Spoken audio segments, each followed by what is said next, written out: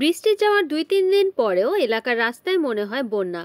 কয়েক পক্ষের রাস্তায় বাঁধ দেওয়াকে কেন্দ্র করে চলছে নতুন নৈরাজ্য ও জনদুর্ভোগ। এলাকাবাসী নতুন নেতাদের বিভিন্ন মতে দ্বন্দ্বে দুর্ভোগ পোহাতে হচ্ছে।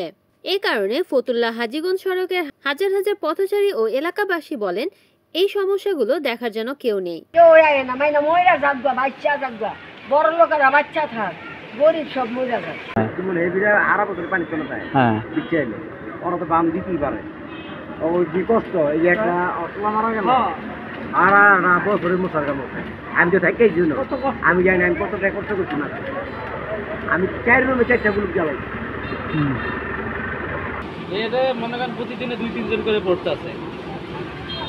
সেদিন এক ঘুরে পড়ে গেছে একবারে, এই জায়গাটা একবারে খুলে গেছে।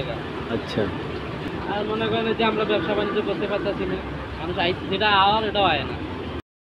রিপোর্ট করেছেন সুমন ইসলাম, NN TV, নারায়ণগঞ্জ।